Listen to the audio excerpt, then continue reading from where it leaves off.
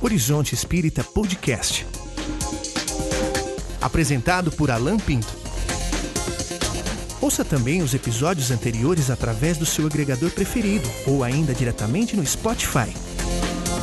Visite o nosso site horizonteinfinito.com.br para maiores informações. Horizonte Espírita, o podcast para quem tem ouvidos de ouvir. Olá, sejam todos muito bem-vindos a mais um episódio do Horizonte Espírita, o podcast para quem tem ouvidos de ouvir. Eu sou Alan Pinto e hoje comigo está a nossa querida Litza Amorim. Tudo bem, Litza? Oi, Alan. Oi, pessoal. Boa noite. Também Rodrigo Farias. Boa noite a todos. É bom estar aqui de novo. Não, volta aí porque vocês estão dando boa noite. Sim, tá. Desculpa, tá bom. Vamos lá, retorna. Isso é legal as pessoas saberem que a gente grava à noite. Uma sexta-noite, que podcaster não tem vida social. Não vai falar que é sexta-noite, senão vou achar que a gente é tudo chato, não tem que fazer na sexta-noite. Tá todo mundo na mesa de boteco, né? Gravando podcast. É o horário de fazer FaceTime. Exatamente. E Eric Pacheco. Tudo bom, Eric? Oi, tudo bom? E hoje nós temos uma presença especialíssima, o nosso convidado, Adriano Calzone, que é pesquisador espírita e autor de diversos livros, dentre eles a biografia de Amélie Baudet, ou Madame Kardec, o nome do livro dele. E Amélie é o tema do nosso podcast de hoje. Adriano, seja muito bem-vindo, muitíssimo obrigado por ter atendido tão prontamente o nosso convite e sinta-se em casa. Oi, pessoal, agradeço o convite, prazer estar com vocês, vamos lá. A primeira questão que a gente tem aqui para ver com você é o seguinte, como é que você chegou a essa história de ser pesquisador e de levantar esses dados da Amélie Baudet? Inicialmente, eu me interessei pela Amélie mais na questão dela como artista, né? Porque como eu venho há um bom tempo aí realizando trabalhos de arte mediúnica, eu quis tentar descobrir quem que era essa figura, né, importante do espiritismo nascente, esposa de Allan Kardec, que também era artista. Então, basicamente, a coisa começou por aí, assim, esse interesse todo veio em função dessa figura desconhecida mesmo, né, que trouxe, né, essa minha curiosidade de descobrir, de tentar entender qual o envolvimento dela com as artes plásticas e as artes mediúnicas, né? E foi aí que eu comecei a descobrir que existia um volume de dados biográficos em torno dela. Inicialmente foi muito difícil fazer o levantamento desses dados, né? Porque é difícil localizar dados consistentes nas fontes primárias e secundárias. E aí as coisas foram acontecendo, né? Porque é aquela história, quando a gente abre uma porta, outras portas vão se abrindo dentro dessa porta. Mas aí eu permaneci durante um período mais ou menos de uns 2 anos, fiquei assim, hibernado mesmo, levantando as fontes primárias, as secundárias, e tudo que já haviam falado sobre ela, comentado, escrito, pesquisado, enfim, eu fui juntando todo esse material, né? E só que eu percebia um pequeno hiato aí, um pequeno defeito nesses ensaios. As pessoas estavam mais preocupadas em entender a Amélie pela memória, né? Pela existência dela. Mas eu não via nada consistente em termos de contribuições práticas espíritas que a Amélie vai ligar ao espiritismo, né? E aí isso acabou se transformando no meu principal foco de pesquisa de investigação. Ou seja, atrelado à pesquisa da memória, né? Da existência dela, mas principalmente a questão dos objetivos mesmo, práticos, o que ela deixou de contribuição para a doutrina. E aí a coisa foi caminhando por aí, né? Adriano, pelo que eu entendi, o livro sobre a Amélie Baudet não é a primeira pesquisa histórica que você publicou, né? Isso, Litza, exatamente. Eu comecei as minhas investigações por conta do querer entender como que iniciou o sincretismo no espiritismo nascente, né? Ele vai surgir na Sociedade Parisiense de Estudos Espíritas, e aí eu comecei a investigar essa questão do tamanho desse sincretismo, né, que ele vai se avolumar mais no período que a gente chama de pós-Kardec, principalmente com a chegada do Pierre Rigotin-Marie, Sociedade Anônima, E a partir daí, do envolvimento dele com a Madame Blavatsky, a teosofia, é que deu assim um start, que eu falei, poxa, que história que é essa, né? Como assim, né? Como assim? E aí surge o primeiro livro, que é o Em Nome de Kardec, que vai estudar exatamente essa aproximação da teosofia, a questão do sincretismo que se avolumou, as parcerias místicas e esotéricas. Enfim, o livro, na verdade, as minhas investigações nascem aí. E a Amélie vai surgir também nesse molho, né? Seja pela curiosidade do viés artístico que ela trazia, né? Como professora de artes, mas também o sofrimento que ela vai passar nesse molho sincretista, né? Dos amigos íntimos de Kardec. E aí surge, então, a biografia da Amélie. Ela vai nascendo, então, nesse meio tumultuado, obscuro, e a coisa vai surgindo por aí. Aí eu começo a ver mesmo uma figura feminina ali que tá pulsante, né? Querendo falar alguma coisa. E a coisa surge dessa forma, né? A biografia, ela se desagrega das pesquisas em torno do sincretismo. Adriano, então, já que você falou da pesquisa anterior, na verdade eu tinha duas perguntas para você não precisa responder ao mesmo tempo. Uma é porque, sendo historiador, eu tenho uma curiosidade enorme de saber como você fez essas pesquisas, ou seja, que tipo de fonte você usou, como é que você chegou até elas.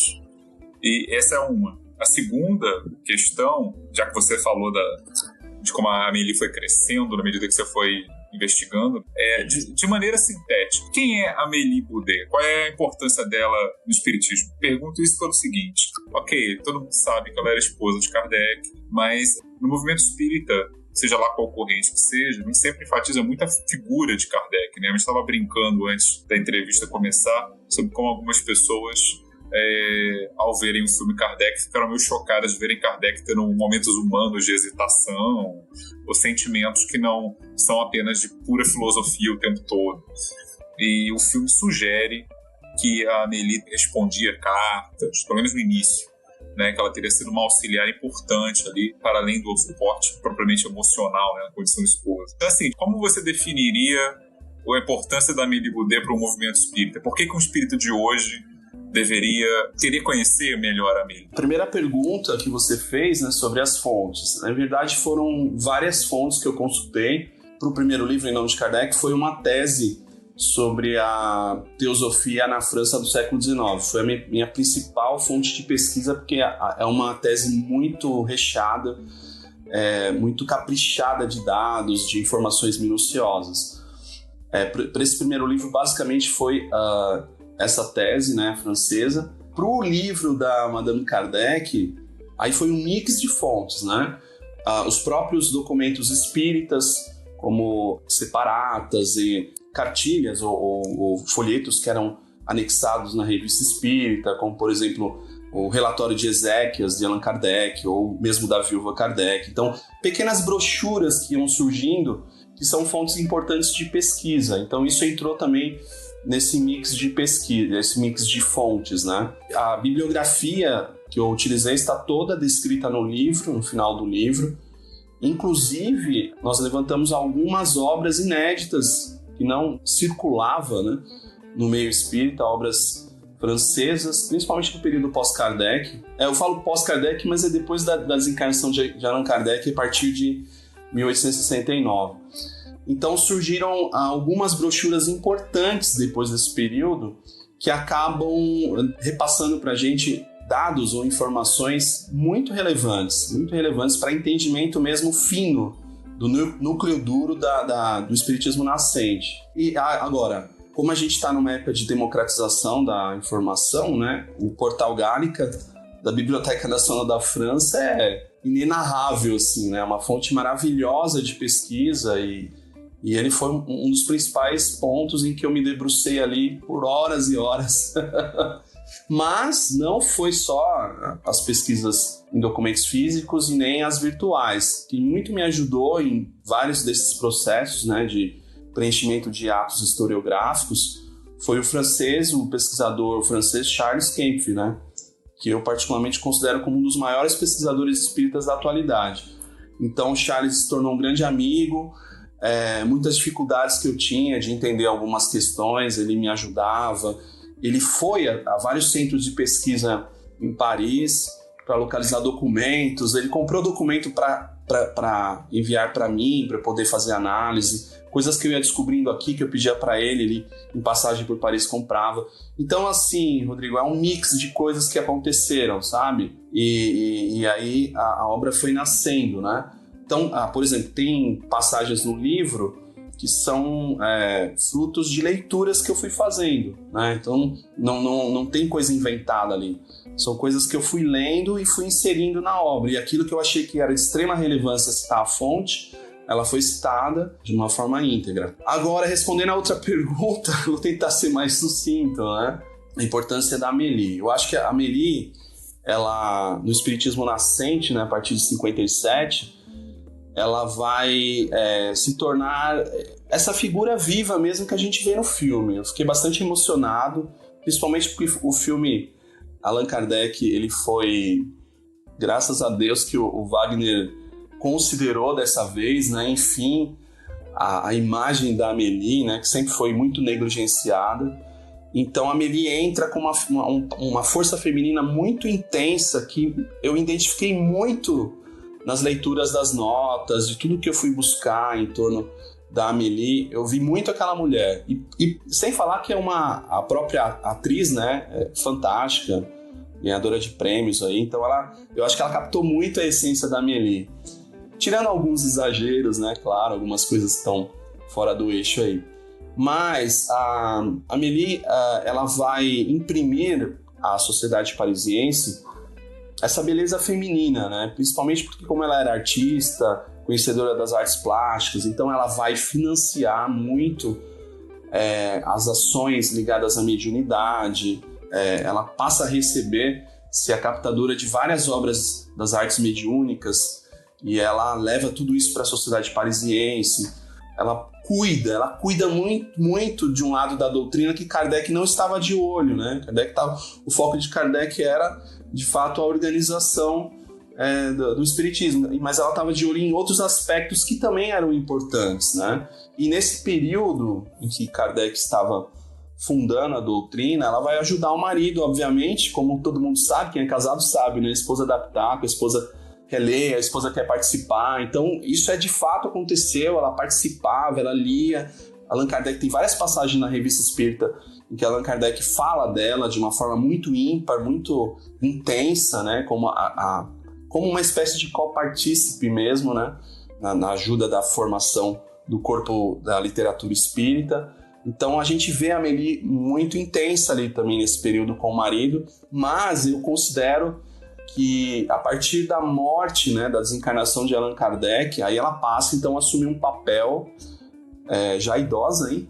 Sem nunca ter precisado usar óculos, extremamente lúcida, uma pessoa extremamente lúcida. Ela passa a assumir uma figura de protagonista mesmo. Isso aí para mim ficou muito claro em tudo que eu li, em tudo que eu alinhavei na obra, né? Ainda nesse tema sobre a Amélie, você fala que ela passou por sofrimentos, né? E eu queria que você comentasse mais sobre isso. Eu estava supondo que você estava falando do processo dos espíritas como uma tribulação que ela passou. Mas você deve estar, talvez, também falando do sincretismo. Então, conta um pouquinho pra gente.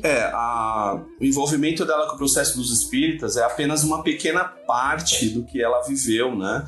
A conclusão que eu chego, por meio das fontes que eu consultei, é que, de fato, a Amélie vai sofrer assédio moral. Ela sofre assédio moral. Isso é evidente. Uhum. E as passagens, principalmente que a Bert Frupo vai deixar na brochura Muita Luz, tá evidente que ali é uma relação de assédio moral. Mas o processo dos espíritos é apenas uma parcela do que ela vai viver em termos de azedume, né? Em torno do sincretismo e das ações antidoutrinárias que foram geradas. Ela vai fundar a Sociedade Anônima logo após a desencarnação de Allan Kardec, e aí ela vai eleger, né, os representantes da Sociedade Anônima. Tudo isso ela estava muito à frente, muito lúcida, sabendo, né, exatamente o que o marido esperava desse pós-Kardec. Tanto é que ele vai deixar escrito a Constituição Transitória do Espiritismo em 1868. Não é à toa que ele vai deixar essa Constituição escrita. Depois, ela vai fundar em 73 a Sociedade para a Continuação das Obras Espíritas de Allan Kardec. E aí eu costumo dizer que esse período, né, o início da década de 70, é o período em que ela começa a sofrer de fato todas as agruras de relacionamentos interpessoais com os amigos íntimos de Allan Kardec, né?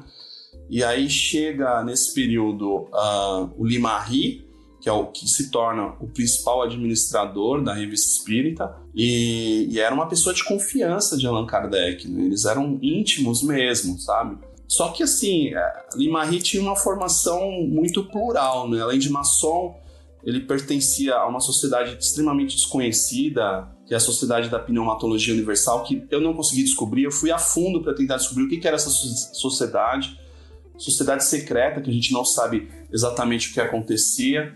A própria Sociedade Teosófica, ele vai fundar uma seção da Sociedade Teosófica dentro do escritório da Revista Espírita na Rua Delille. É uma loucura falar isso, mas ele vai fazer isso. Então, todos esses fatos, né, e a ventilação de artigos teosóficos, rustenistas, artigos da Sociedade da Pneumatologia Universal, que começaram a ser veiculados na Revista Espírita, a viúva Kardec começou a ver isso e começou a se sentir muito incomodada, muito mesmo, assim. E há passagens da Berthe Froppo, né, a brochura Muita Luz, em que a Froppo diz que ela queria participar das reuniões, ela queria colocar a opinião dela, ela queria dizer que o sincretismo estava muito acentuado, que a doutrina ia perder a mão lá na frente, só que eles ignoravam ela. Eu tenho essas passagens para provar para vocês. É uma loucura, né, gente?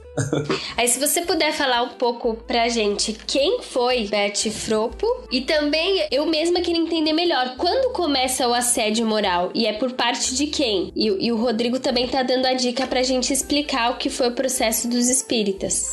Eu acho que, de repente, até o Rodrigo pode falar do processo dos espíritas, senão eu vou ficar muito... Vai ficar muito eu aqui falando. Pode ser assim? O que vocês acham? A minha memória não está tão fresca assim quanto ao processo dos espíritas. O que eu lembro é que na década de 1870 o Limarri começou a endossar, inclusive me parece na própria Revista Espírita, os feitos de um alegado fotógrafo espírita, era uma coisa que estava na moda, né, de tirar fotografias de espíritos, e esse sujeito, depois de fazer um tour não apenas pela França, mas parece que também pela Inglaterra e outros lugares, ele acabou sendo preso por fraude e envolveu o Limarri, que então era o presidente da Sociedade Espírita de Paris, nesse processo. Segundo a versão, a tradição mais conhecida, isso teria contribuído muito para diminuir a credibilidade da Sociedade Espírita de Paris e, consequentemente, do movimento espírita como um todo. Inclusive, antigamente, o pessoal costumava meio que culpar o Limarri, principalmente por essa parte, por esse vacilo, né? Se não me engano, vocês me corrijam, mas me parece que o Limarri chegou a passar um tempinho na cadeia, não foi? Pagou algum tempinho de prisão aí em função disso, porque ele teria sido acusado de cumplicidade com os feitos lá do tal fotógrafo. E a Amélie Baudet respondeu também a esse processo? Na verdade ela foi chamada, né, pelo juiz, ela foi intimada a comparecer, e o juiz foi muito incisivo com ela, né, foi até desrespeitoso. E ela deixa o primeiro comentário, um pouco de mais volume que ela deixa, né? É justamente no contexto desse processo, que ela vai falar que esse juiz respeitou uma senhora de cabelos brancos, que na França era comum respeitar as pessoas de idade. E o juiz foi extremamente desrespeitoso, ofendeu Allan Kardec, né? Foi uma situação bem difícil mesmo, que eles viveram. Inclusive, no início do século XX, isso gerou um verdadeiro ruído mesmo, né? O processo dos espíritas, para as pessoas comuns, assim, que acompanhavam esse processo nos jornais, a opinião pública foi extremamente massacrante, né? Com o movimento espírita francês nessa época, porque até no início do século XX, o Canuto Abreu vai falar, né, nas pesquisas dele, que o espiritismo na França era considerado como um escroque, né? Ou seja, um embuste, algo que deveria ser evitado para as pessoas em função dessa rusga, né, do processo dos espíritas de 75. E o Leymarie vai ficar quase um ano preso, né, numa prisão celular na França. Ele muda de prisão, vai de uma penitenciária, ele vai para outra, e ele vai ficar numa prisão celular. Não foi fácil, não. Ele saiu de lá bem diferente do que ele era antes desse período. Foi bem diferente mesmo. A gente imagina o seguinte, se você passa a ver o surgimento da doutrina espírita com Kardec, coordenando tudo, separando o que vai ser publicado, o que não vai, o que é mistificação, o que não é, o controle universal dos ensinos do espírito, tudo na mão de Kardec, e de repente Kardec parte, desaparece. Aquilo que era concentrado começa a ficar mais ou menos pulverizado. E como Kardec já tinha os seus adversários dentro do próprio movimento espírita daquela época, fica muito mais fácil do movimento desarticulado de começar a aparecer essas coisinhas. Uma fraude aqui, uma falsificação ali. E de repente você começa a ter o descrédito de tudo e sem ter a figura de Kardec para poder defender, para poder argumentar, que ele fazia muito bem isso. Em vários artigos da Revista Espírita, ele dá resposta a publicações de jornais, a artigos de jornalista, a padre, a bispos e etc, etc.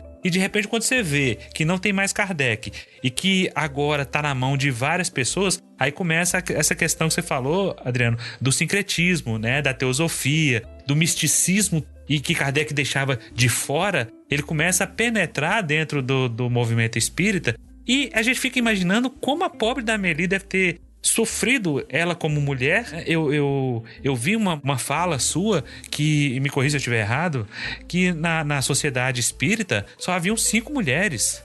Uma delas era a Amélie. Eu fiz um levantamento para falar para vocês. Eu entrei numa dos estatutos da União Espírita Francesa, eu fiz as contas para falar para vocês exatamente a quantidade de mulheres que existia nessa sociedade. Durante o período da sociedade parisiense, que compreendeu aí, né, o período de 57 a 68, 69, né? Basicamente o público feminino que comparecia ali eram as mulheres que acompanhavam os homens, né? Os homens estavam em torno ali das reuniões que eram promovidas pela sociedade.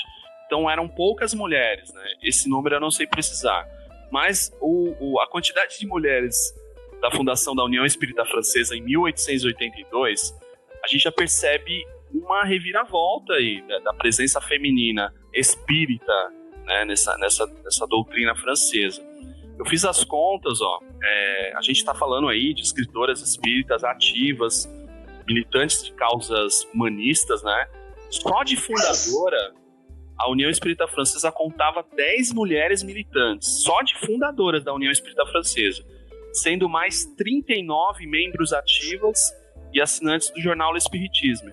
Então, a gente pode falar aí que o período pós-Kardec, com o nascimento da União Espírita Francesa, tendo a Madame Berthe Frobe como vice-presidente, foi uma coisa assim rara, né? Como que pode uma vice-presidente mulher? Mas ela surge então como vice-presidente, Gabriel Delany como presidente, e aí muda toda a reorganização, a atenção que se dava, né, para a mulher, a importância, as mulheres passam a participar de uma forma muito ativa. Eu vou falar o nome de algumas, que eu acho que é importante deixar registrado.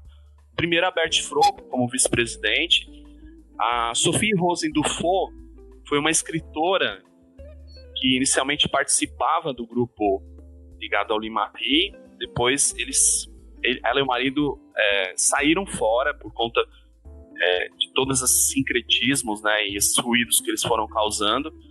A Sophie e o Michel, esse casal, eles passam a participar da União Espírita Francesa. A Sophie é uma escritora, tem livros publicados sobre magnetismo, então foi importante, né? A própria Madame Arnault também, Madame Do, a Madame Olympe Alduarte, a senhora Anna Blackwell, não sei se vocês já ouviram falar, que foi a principal tradutora das obras de Allan Kardec na década de 1880. A Madame Alexandrine Delany, que foi uma grande médium da sociedade parisiense, esposa, né, de Alexandre Delany, mãe do Gabriel Delany. E também, eu não vou deixar fora, a própria esposa do Limarri, a Marina Limarri. Porque assim que o Limarri morre, em 1901, ela que vai assumir a Livraria Espírita. Ela dá uma visão editorial completamente diferente do marido. Então são mulheres que estavam aí completamente apagadas da historiografia espírita, do espiritismo e do espiritismo pós-Kardec, que fizeram muita coisa, assim. A gente está descobrindo hoje as iniciativas, né, dessas mulheres, o quanto elas trabalharam, quanto elas foram malhadas pela cultura machista em torno da sociedade parisiense ou da sociedade anônima. Elas tiveram muitas dificuldades, a própria Anna Blackwell foi completamente combatida por Limarri. Limarri deu um calote de vários francos, né, no trabalho da Anna Blackwell, trabalho de tradução. A própria Sophie Rosen vai ter um problema com o Limarri, com o Sr. Vincent, depois com o Jean Guerrin. Quer dizer, a Berthe Frupp, então, nem se fala, né? Nem se fala o quanto que ela vai sofrer na mão dos sincretistas. Então é isso, assim, são mulheres que estavam aí, que a gente está redescobrindo agora, né? Que você explicasse melhor que tipo, desse mais exemplos de que tipo de questões essas mulheres enfrentaram, que você falasse um pouco mais sobre qual é a sua leitura desse sincretismo que vai acontecer com a morte do Kardec, e dentro desse contexto, que tipo de assédio moral a Amélie sofreu, por parte de quem? Lídia, você tá querendo te encostar na parede pra você dar nome aos bois. Nossa, hein? Vamos precisar de vários podcasts aí, porque o assunto é longo. Legal. Então, você começou perguntando das mulheres, né? Quais os tipos de problemas que as mulheres vão sofrer. Bom, talvez a mulher que mais, assim, ficou mais evidente esse assédio que eu falei foi a viúva Kardec, né? Amélie Gabrielle Boudet, e a própria Berthe Frupp, porque elas eram amigas íntimas e elas vão mesmo pôr a cara para bater, assim, diante da administração torpe, né, que o Limarri vai fazer com a Revista Espírita. A Berthe Frupp, por exemplo, quando ela lança a brochura Muita Luz, em poucos meses, o Limarri, né, e a sociedade administradora da Revista Espírita eles já vão publicar uma brochura Refutação, né, que é uma brochura que ataca diretamente a Berthe Frupp. Essa brochura é inédita. Ela consta no livro, já no Madame Kardec, inclusive nas fontes bibliográficas. Ela foi comprada pelo Charles na Biblioteca Nacional, não estava visível lá. Eu acabei descobrindo ela por pesquisas. É a resposta do Limarri para as acusações bem fundamentadas da Frupp. Então a Frupp vai sofrer muito com esse grupo, né? Que não é só o Limarri, é um grupo grande. Ela vai sofrer todas essas questões de assédio, de acusação, né? Inclusive, existe preconceito, a questão do sexo feminino, tem passagens que você percebe preconceito, pela Frupp ser literária, ser militante, ser ativista. A Frupp, na década de 1890, ela vai participar de uma associação antitabagista. Vocês fazem ideia que seja isso? Em 1890, onde crianças fumavam, né? Então ela estava muito lúcida, assim. Ela percebe que a viúva Kardec está sofrendo, percebe que está ficando doente ali no início da década de 1880. Então ela vai botar a cara para bater mesmo, vai enfrentar os sincretistas, vai enfrentar o Jean Guerrin, que compra praticamente a Sociedade Anônima, né? Ele compra a Sociedade Anônima por meio de ações. As reuniões da Sociedade Anônima só aconteciam se o Jean Guerrin estivesse presente, porque ele era o sócio majoritário. Então isso foi um assassinato, né, da estrutura organizacional das sociedades fundadoras por Allan Kardec. E, como eu falei, a Sophia Rosen vai sofrer um grande embate aí também com o grupo do Limarri, por conta de toda a iniciativa rustenista que foi formada, né, o apoio que eles passaram a dar ao grupo de Bordeaux em torno dos rustenistas de lá. E então o casal Rosen, eles vão sofrer muito por conta de defender os preceitos doutrinários e combater, né, os preceitos da tese docetista, né, em torno da teoria rustenista. e outras mulheres. A Blackwell, por exemplo, eu fiz um levantamento sobre a vida dela e o envolvimento dela com a Sociedade Científica de Estudos Psicológicos, que é a sociedade que o Lee-Marie vai fundar, e ela foi rechaçada, assim, pelo grupo do Lee-Marie. Foi bem cruel mesmo, sabe?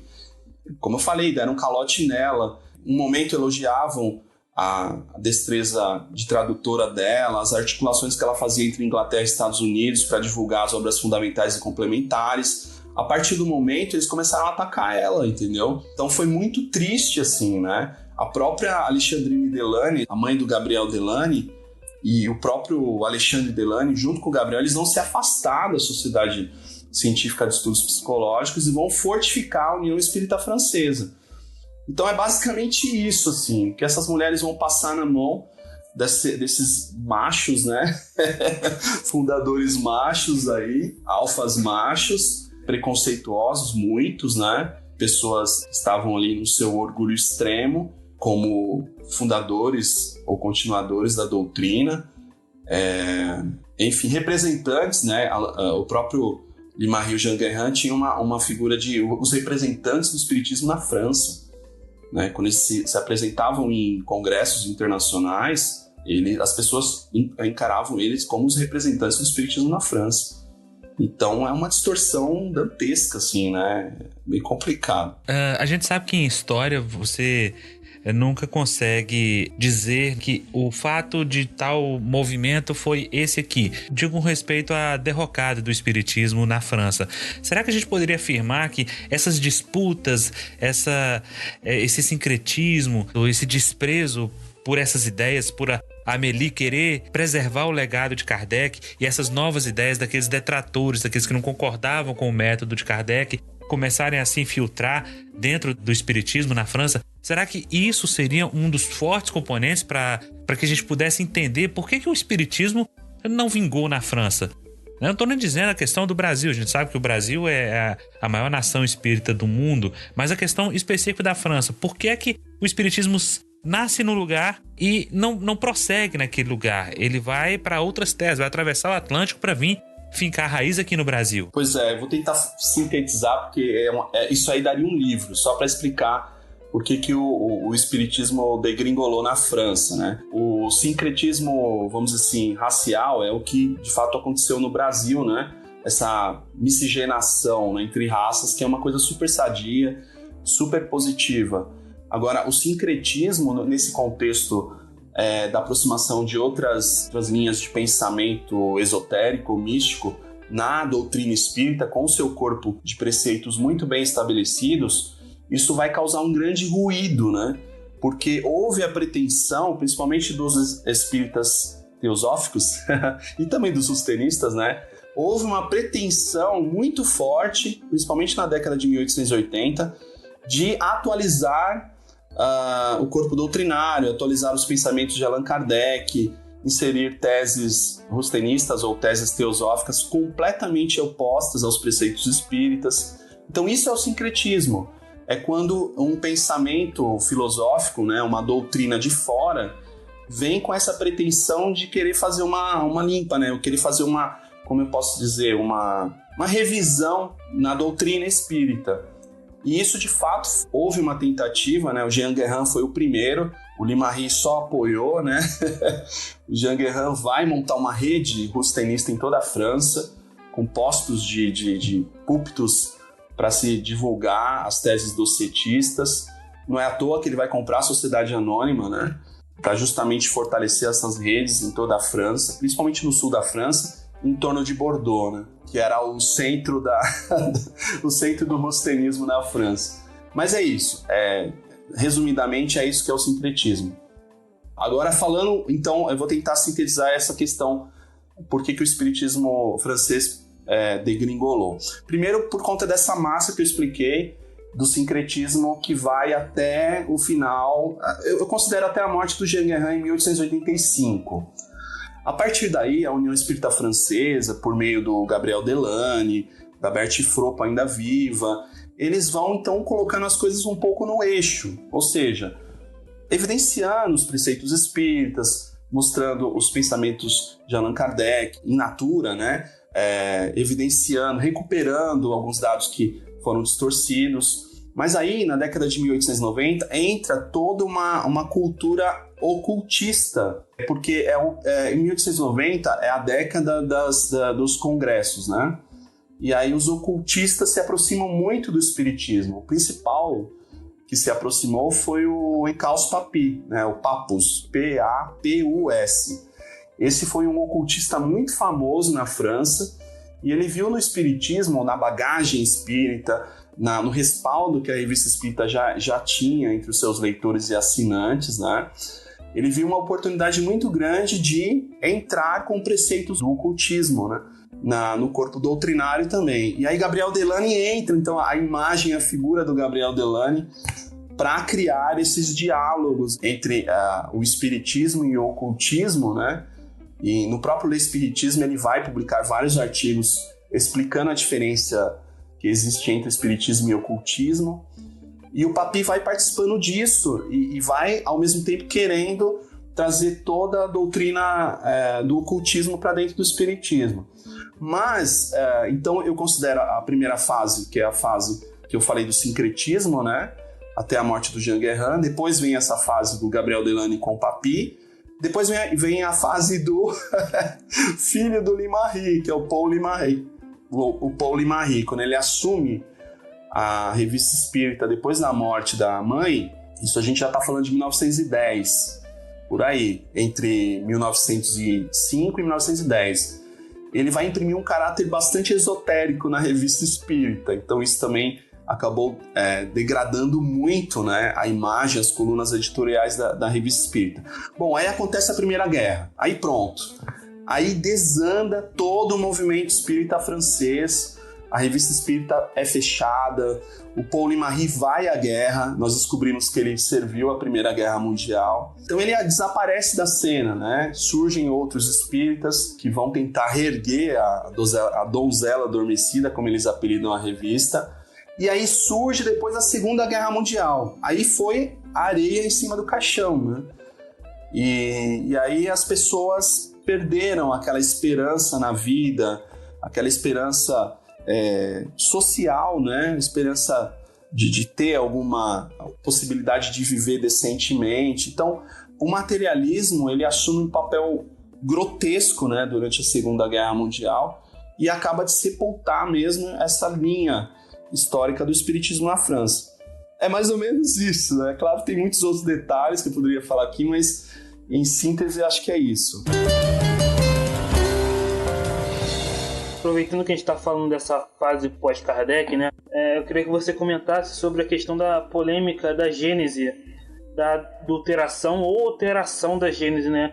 E o que a Amélie ela pensava sobre isso, que eu acho que tem muita relação com esse período pós-Kardec, né? Bom, é o seguinte, a polêmica contemporânea sobre a Gênese, eu tenho uma opinião muito fechada sobre ela. Eu acho que houve muito oportunismo desejando autopromoção em cima dessa polêmica. E está mais que provado que os estudos e as investigações do tema não são comprobatórios, não são. Faltam ainda muitas provas, principalmente cabais, né, em contestes, ou seja, até documentos de próprio punho de Kardec ou dos próprios administradores da Sociedade Anônima, para que a gente possa entender um pouco esse episódio. Eu acho que houve uma precipitação coletiva. Na verdade, foi nem precipitação, foi uma histeria mesmo, né?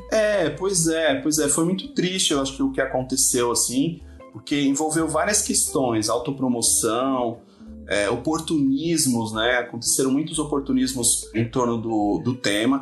Por exemplo, como que a gente vai afirmar que a Gênese foi adulterada se a gente nem conhece, não faz nem ideia como foi a gestão literária do Sr. Desnean, que foi um agente extremamente importante na Sociedade Anônima, né? Uma pessoa complexa, mas a gente não entende a figura dele ainda, a gente não consegue sondar, entendeu? E aí o que acabou acontecendo, né? As pessoas, por falta de conhecimento, acabaram apontando o dedo pro Limarry como o principal causador de tudo isso. Mas antes do Limarry, a gente está falando de 69 até 73, muitas águas rolaram, Muitas matrizes tipográficas foram roladas no chão da Rua Delille, sabe? Então é muito prematuro você chegar satanizando o Limarri, falando que ele foi o culpado, ou falando que a viúva teve um lapso, foi descuidada, sabe? Eu acho que há muitos problemas aí nesse meio, há falta de estudo ainda apurado, né?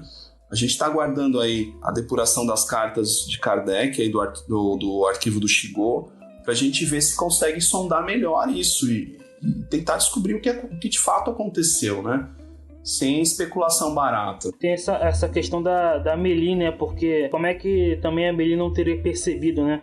Tava bem na capa da Gênese, escrito lá, revisto, revisado, né? Pois é, então. Durante anos ninguém falou do assunto até chegar lá o Hensois, um artigo dele, né? Exatamente. Mas por que a Amélie não teria percebido nesse inteirinho? Exatamente. Nesse momento, as pessoas atiram, né? Elas atiram para todos os lados, assim. Que eu acho que é um pesar, entendeu? Eu acho que não é por aí. A gente precisa se basear nas fontes, precisa encontrar as provas para depois sair falando.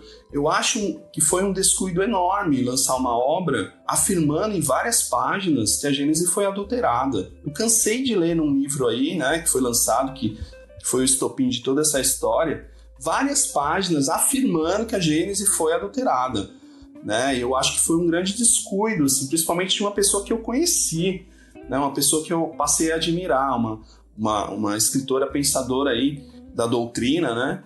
E eu fiquei muito triste de ler, assim, de cara ali, logo de cara, né?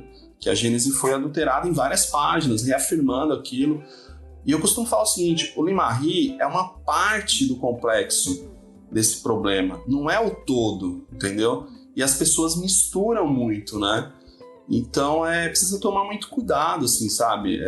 Que a gente está vivendo, esse imediatismo dos tempos líquidos, né, do Bauman, é muito complicado. As pessoas não estão mais tendo saco, paciência, desculpa a palavra, para estudar, para ler, para comparar as fontes, né, para buscar fontes diferentes, para conversar com as pessoas. Vocês perceberam que as pessoas estão perdendo a possibilidade, né, ou a capacidade do diálogo, né? Você não dialoga mais, assim, que nem a gente está fazendo aqui, trocando uma ideia. Você já atira, né? E você fica protegido pela cortina eletrônica das redes sociais. Então a gente está vivendo uma época muito difícil nesse sentido, né? Principalmente com as fake news também. Então é bem complicado. E esse livro acabou sendo uma espécie de fake news e que foi como um rastilho de pólvora e de repente incendeia-se tudo. Tudo bem, a gente sabe da importância da Gênese dentro da doutrina espírita, mas ele acaba sendo, como o próprio autor diz, é um livro de teses. E de repente pega-se um livro de teses e tenta-se abalar a estrutura da própria doutrina com supostas adulterações.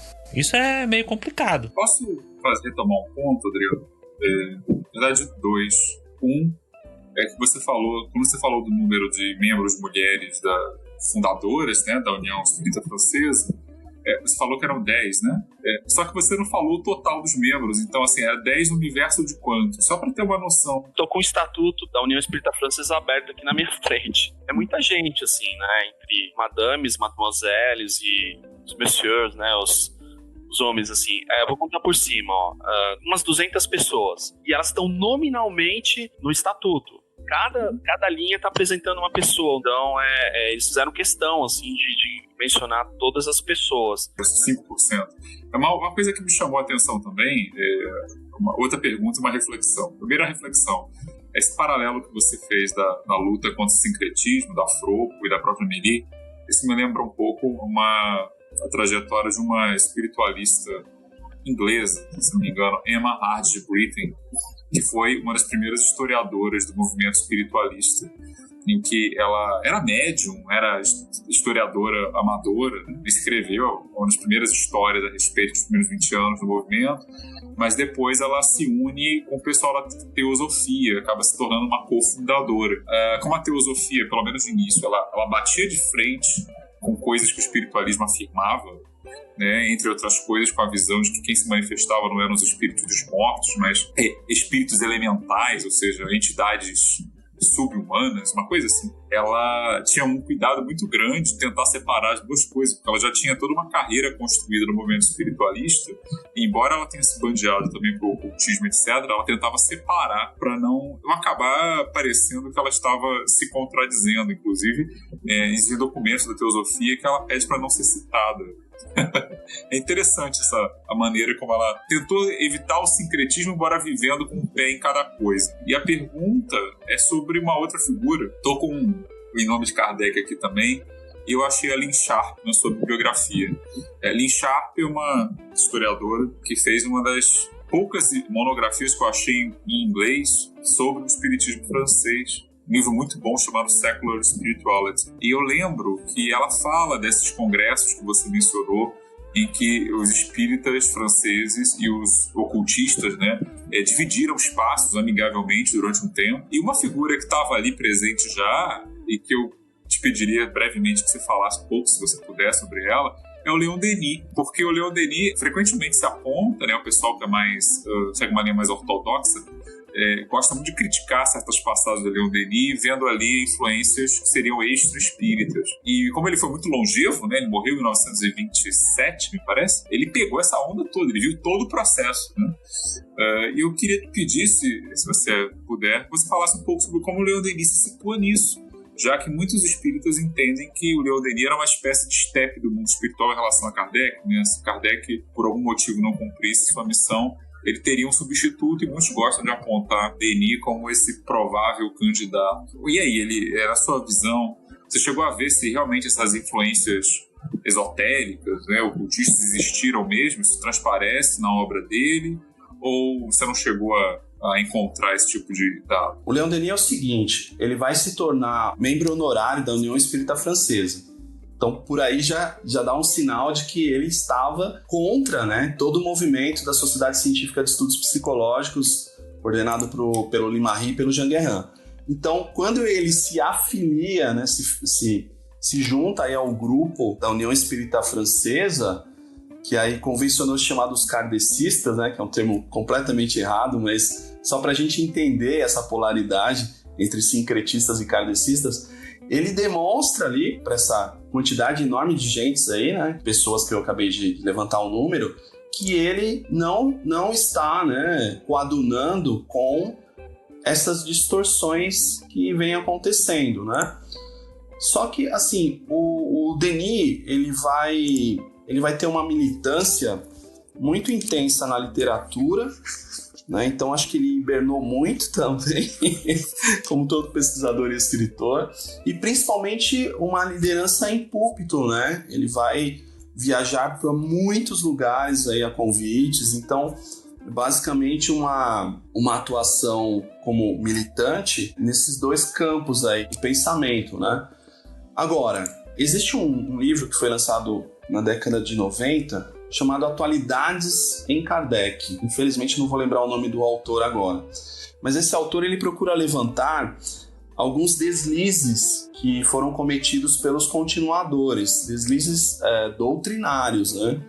E ele então vai levantar os deslizes que o próprio Gabriel Delany vai cometer, né? Principalmente com a questão do perispírito, de um conceito que ele cria, uma leitura científica que ele cria em torno disso, e também da questão do que ele vai encontrando nas obras do Leon Denis, em termos daquilo que está em contradição, né, com o que foi organizado nas obras fundamentais e complementares. Então ele faz esse paralelo. Então, por exemplo, o que eu estou lembrando aqui de cabeça, né, talvez o que seja mais gritante é a defesa do Leon Denis com a questão das almas gêmeas. E ele vai defender essa questão em palestras, nas próprias obras que ele vai lançando, tudo mais. Não vou te saber qual outro desvio doutrinário que ele defende, mas é muito evidente que essas pessoas, esses continuadores, que não deixam de ser importantes, né, ao passar das décadas, se distanciando da base, do núcleo duro da sociedade parisiense, e também se distanciando do fundador, eles vão também reelaborando seus próprios conceitos e vivências, né? O próprio Gabriel Delany, ele participava de efeitos físicos, de experimentos científicos. Então, muitas coisas ele concluía na mesa, né, no balcão das experiências. Ele tirava as conclusões científicas na prática e redesenhava alguma questão espírita. Mas ele era muito ligado, né, aos preceitos espíritas, ao respeito ao trabalho de Allan Kardec. Agora, você não citou o Camille Flammarion, né? O Camille Flammarion, eu fui buscar aí algumas questões dele e é bem intrigante, assim. O Flammarion é extremamente intrigante. Rapidamente falando, o Flammarion foi membro médium da Sociedade Parisiense, com várias mensagens psicográficas publicadas, né, surgidas ali na mesa da Sociedade Parisiense. Ele é o medianeiro responsável pelo capítulo da Gênese, esse nome sempre me trava, Uranografia Geral. Aquelas mensagens que estão lá são do Flammarion médium na mesa da Sociedade Parisiense. Então, ele se torna um membro respeitável da Sociedade Parisiense. Allan Kardec vai chancelar o primeiro livro dele, o Pluralidade das Existências, na Revista Espírita. Ele vai receber o convite da viúva Kardec para ser o dirigente, né, da Sociedade Anônima. Ele vai negar, né, e vai colocar uma observação de que os membros estavam ainda com viés muito religioso, vendo a doutrina numa questão muito religiosa, beirando aí um misticismo. Só que o que vai acontecer com o Flammarion na década de 1880? Ele vai se filiar à Sociedade Teosófica dos Espíritas Franceses. Ou seja, ele retorna para a Sociedade Teosófica do Limarí, dentro do escritório da Rua de Lille, né, a alguns quilômetros da residência da viúva Kardec, em Vila Seguier. Eles vão fundar a Sociedade Teosófica e ele vai participar. Em 1887, ele vai se filiar à Branche de Isis, que é uma outra sociedade teosófica. Então, tudo aquilo que ele vinha respeitando, acreditando como cientificista, lá no túmulo de Allan Kardec, em 31 de março de 69, em 2 décadas, na década de 1880, ele já está com uma visão completamente diferente, né? Uma visão esotérica do espiritualismo, uma visão mística até do espiritismo, porque ele vai participar do grupo do Limarí, da Sociedade Teosófica.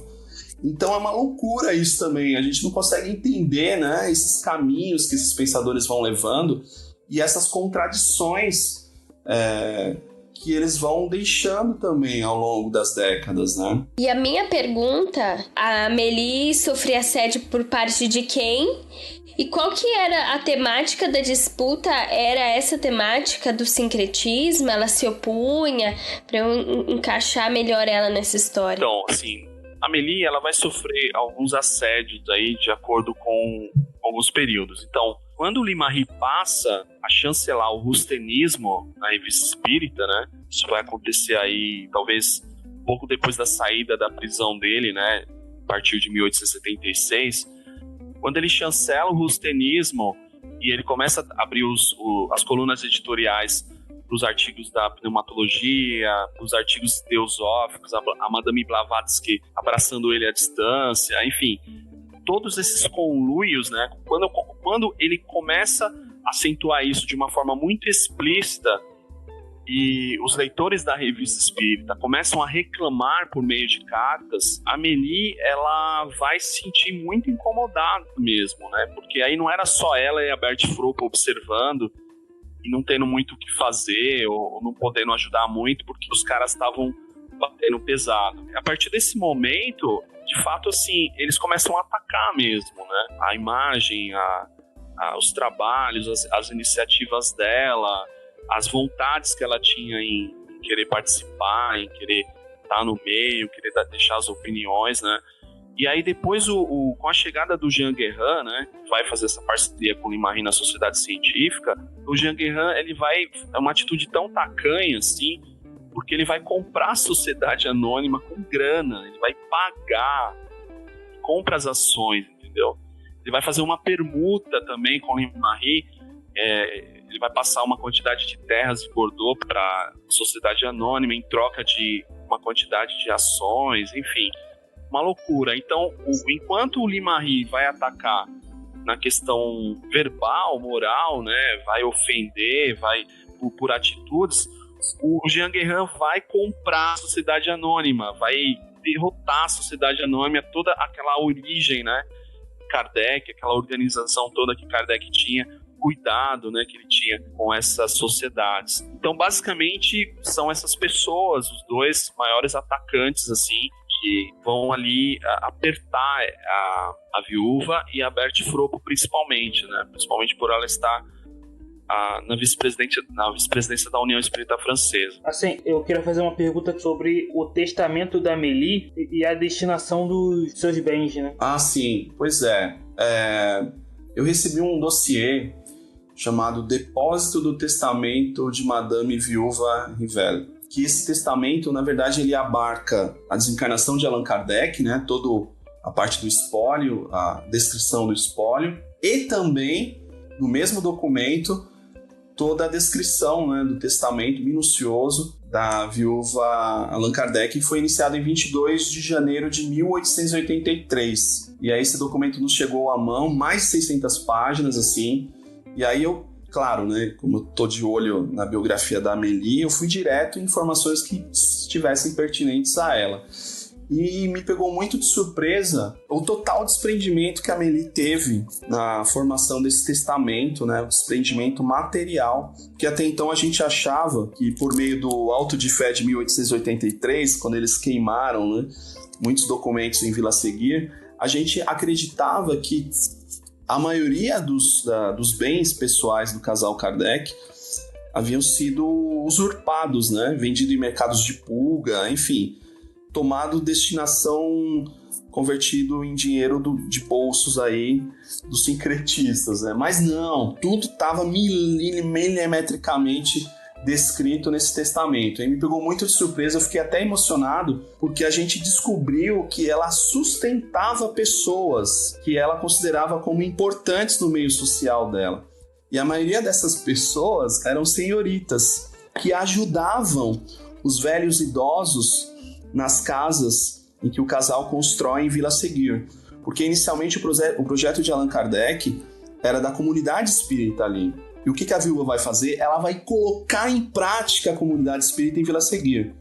Então ela vai receber os velhos combatentes espíritas, os antigos da sociedade parisiense, vai dar guarida a eles, vai deixar a casa para eles morarem. Eles tinham várias casas em Vila Seguir, né? Residências lá dentro na chacrinha, e aí ela vai então destinar pequenas pensões para pessoas. Eu fiquei muito surpreso, né, com essa relação de bens que ela simplesmente direcionou para todas essas pessoas, né, que ela devia ter no coração, pessoas que provavelmente ajudaram na caridade, ajudaram o casal, ajudaram os velhos que moravam em Vila Seguir. E é isso, a viúva Kardec, ou Amélie Gabrielle Boudet, é exatamente essa figura, essa pessoa que, desprendida, né, que estava muito lúcida, muito ciente ali de todo o seu papel, sua militância espírita. Eu queria perguntar, assim, se você pudesse falar as principais fontes primárias que você usou, até para os nossos ouvintes terem uma ideia, e eu queria confirmar com você as suas principais fontes. Então, estavam arquivadas na Biblioteca Nacional da França, é isso? As fontes, assim, que eu mais consultei, né, foram as fontes primárias espíritas que a gente tem, por meio das obras fundamentais e complementares, né? Agora, dados menores para preenchimento de atos historiográficos, coisas assim, a Gallica atendeu bem, assim, deu para localizar bastante coisa, e principalmente os endereços do casal na França, isso aí deu para refinar bastante, né? Enfim, basicamente o próprio jornal L'Espiritisme também foi uma fonte primária importantíssima para entender tudo o que aconteceu nesse período que a viúva estava ali ativa, né? Basicamente é isso. Adriano, eu queria que você comentasse um pouco sobre a questão da possível filha adotiva do Kardec e da Amélie, né? A Louise, né? Que agora a gente teve uma pesquisa recente feita pelo Charles Kempf, e eu vi algumas outras pessoas falando que talvez não fosse uma filha adotiva, fosse uma filha de uma criada, alguma coisa assim. Eu queria a sua opinião. Então, essa descoberta aí se deu pelo Charles Kempf, né? Eu acho que tem que deixar acentuado aqui que ele que foi ler as correspondências trocadas entre o casal Revel, não é o casal Kardec, né? A gente está falando do período de 1840, onde surgem essas menções. Então o Charles ele se habituou à caligrafia dos manuscritos trocados, né, das cartas trocadas entre o casal, e não é nada fácil assim, porque envolve a caligrafia da mãe, do pai da Amélie, da própria Amélie também, que não é fácil a caligrafia dela.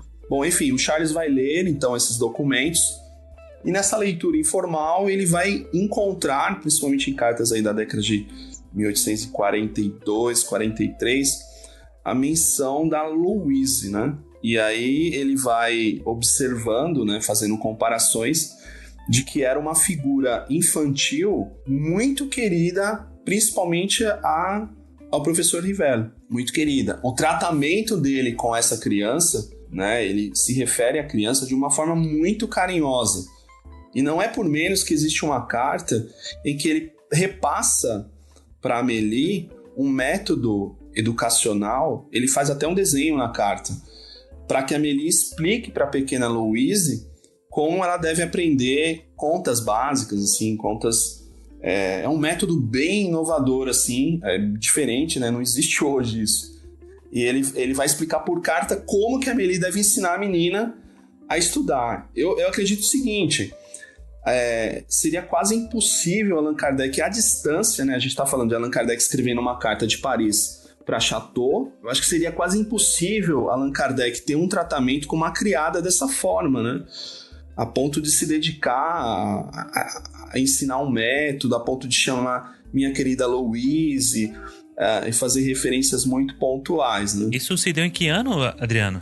Então, exatamente o ano eu não sei dizer. Eu acho que é 1844 ou 43 que essas menções da Louise começam a surgir. Eu só sei que existe uma carta do pai da Amélie se lamentando, né? O Charles vai falar isso no artigo. O pai da Amélie, né, o Sr. Boudet, vai escrever para Kardec, uma coisa assim, dizendo que eles já estavam esperando que a menina não vingaria, né? E o próprio Allan Kardec vai retirar umas mechas do cabelo da Louise e vai levar para uma sonâmbula parisiense, para que ela possa provavelmente fazer uma leitura do estado de saúde da menina. Isso tudo, pessoal, tá na carta, hein? Não tô falando de Alegre, não. Isso tudo é Allan Kardec, professor Rivel, né? Falando na carta para Amélie. E aí, então, eles vão, inclusive, tirar essa mecha do cabelo da Louise para que possa ser analisado pela sonâmbula. Então, eu acredito que não seria uma criada, né? Que eles dariam, assim, uma atenção tão especial, tão próxima. A gente não sabe dizer também se foi uma filha adotiva registrada, porque parece que a última informação que o Charles passou é que não era permitido, nesta época, ter oficialmente a adoção, né, vamos dizer assim. Ela não era reconhecida pela ditadura do Napoleão III. Foi isso que o Charles repassou, alguma coisa desse tipo. Então, essa menina, ela estava, sim, junto ao casal. Eles estavam cuidando dela, né? Eles tinham a guarda dela de alguma forma. E ela passa aí, então, nesse período, né? Basicamente isso. Adriano, você assistiu o filme Kardec? Sim, assisti sim. Gostou da forma como a Amélie foi retratada pelo Wagner Assis? Então, pois como eu falei aqui... Eu gostei principalmente pelo fato do roteirista ter considerado a Amélie no roteiro e ter considerado de uma maneira bastante acesa. Vou usar essa palavra talvez para traduzir meu pensamento aqui. A Amélie, ela estava bastante acesa no personagem, né? Eu acho que a atriz, como é uma atriz muito competente, ela também captou essa figura feminina, essa força feminina da Amélie e soube muito bem transmitir isso na tela, né? A leitura que eu faço. É claro que existem alguns exageros, né? E alguns, na minha visão, erros também. Por exemplo, a Amélie como pianista, não há referência alguma dela que ela tenha tocado piano ou ensinado piano para alguém. Não, eles trocaram o piano pela pintura. Mas enfim, eu acho que tem essa questão, né? Que eu acho que é acessório, essa questão do piano. Mas talvez o exagero esteja nessa questão da Amélie ter tomado muito à frente, assim. É claro que chegou no momento que ela, de fato, começou a responder as cartas ao lado de vários contratados, né, do casal, que eram chamados de secretários. Inclusive, há passagens em que o secretário escreve em nome de Allan Kardec e o próprio secretário fala, olha, a Madame Kardec está aqui desejando a vocês um grande abraço, felicitações e tudo mais. Então, é isso. A visão que eu tenho é o seguinte, Allan Kardec não fundou e não organizou a doutrina sozinho, né? Isso é mais que evidente.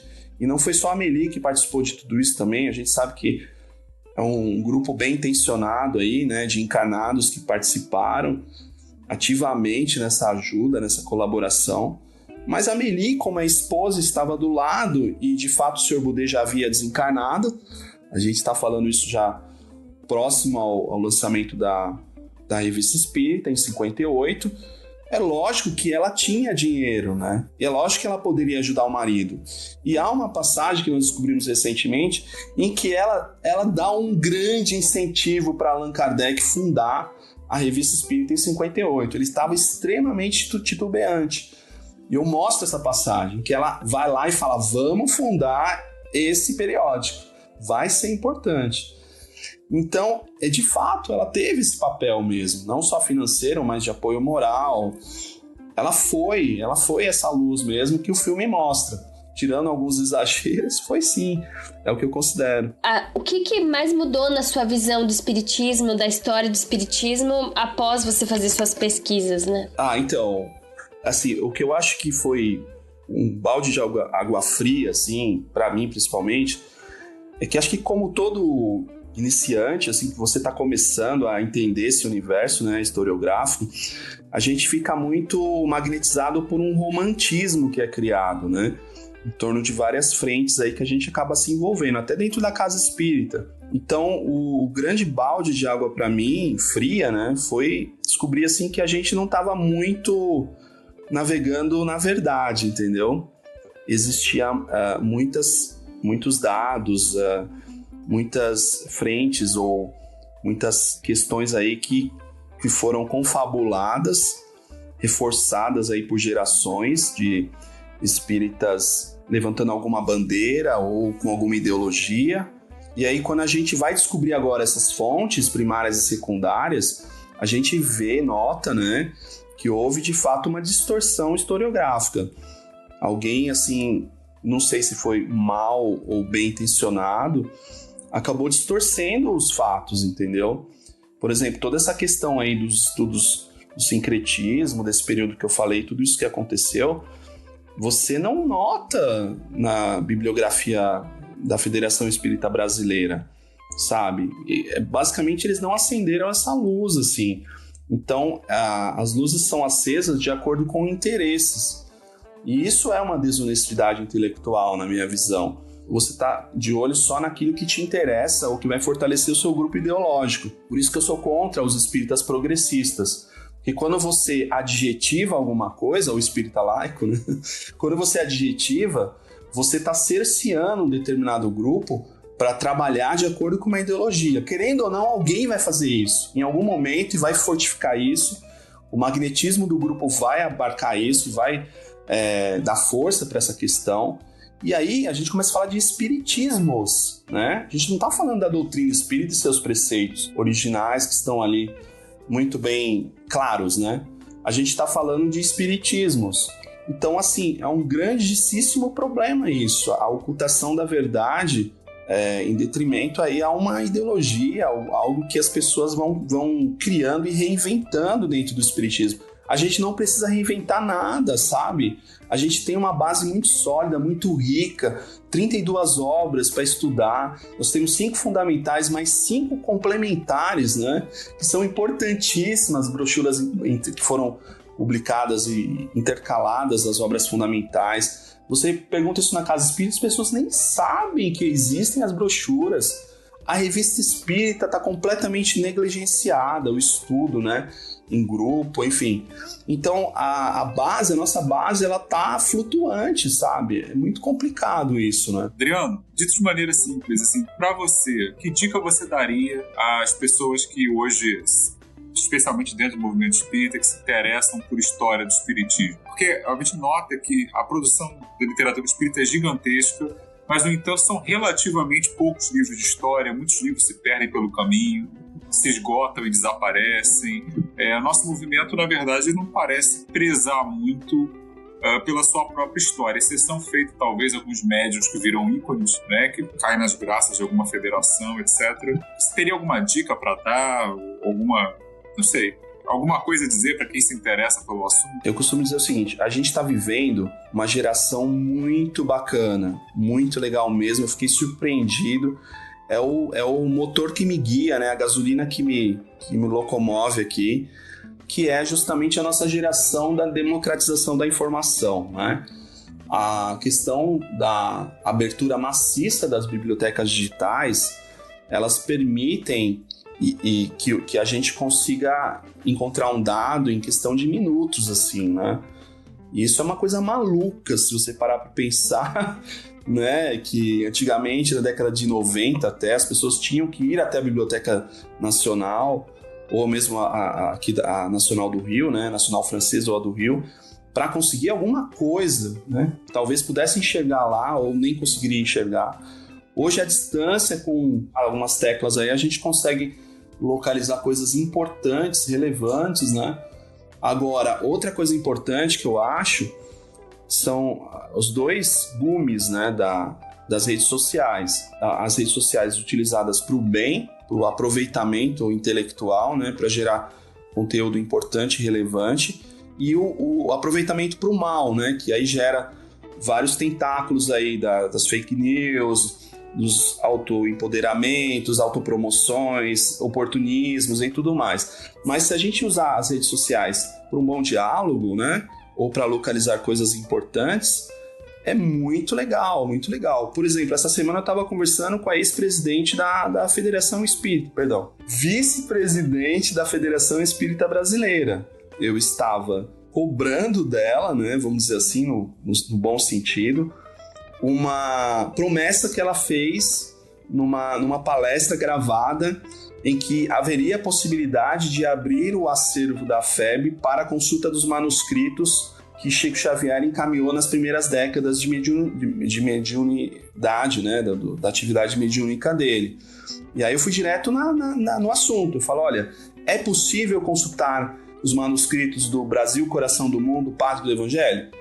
Em 2 dias ela me respondeu, me passou as coordenadas, quem que eu tenho que procurar, onde eu tenho que ir, com quem que eu tenho que conversar, as possibilidades que existem em torno desse assunto. Eles ainda existem? Então, eu tô tentando descobrir, é o caminho, né? Mas alguém já disse que eles tinham sido queimados, agora eu tô chocado com isso. Então, pois é. Quando a pessoa lança uma outra porta numa palestra, a gente vai cobrar, né? A gente vai querer saber. Eu usei esse exemplo para explicar como a gente está muito próximo das coisas e como a gente pode usar essas questões para o bem, né? Para gerar conteúdo, para gerar estudo, para desmistificar conceitos e coisas que estão empedradas no movimento espírita, sabe? Então é isso, eu acho que a dica que eu dou é essa, é a gente ser perseverante, estudar. Eu acho que a paixão vem acima de tudo, né? Se você não gostar do que você está colocando como meta de pesquisa, não vai virar, entendeu? Eu acho que tem que gostar, assim, tem que ter envolvimento, paixão, duvidar, entendeu? Duvidar das suas próprias conclusões de fontes, enfim, acho que de forma geral é isso. Adorei a entrevista. Obrigada, viu, Adriano? Opa, eu que agradeço, gostei também bastante, foi ótimo. E volte outras vezes. Tem muitas outras que a gente vai fazendo. Sim, só convidar. Convidando, eu volto. É isso aí, pessoal. Conversamos aqui com o Adriano Calzone. Adriano, mais uma vez, muito obrigado pela atenção. Nós vamos nos encontrar outras vezes, espero. A Casa Horizonte Espírita está aberta. Sempre que você tiver um tempinho, tem uma pesquisa nova, tem um dado novo, aparece aqui pra gente conversar novamente. E eu espero que vocês tenham gostado também. Dúvidas, críticas e sugestões? Visite a nossa página horizontefinito.com.br ou mande o nosso e-mail podcast@horizontefinito.com.br. Até a próxima!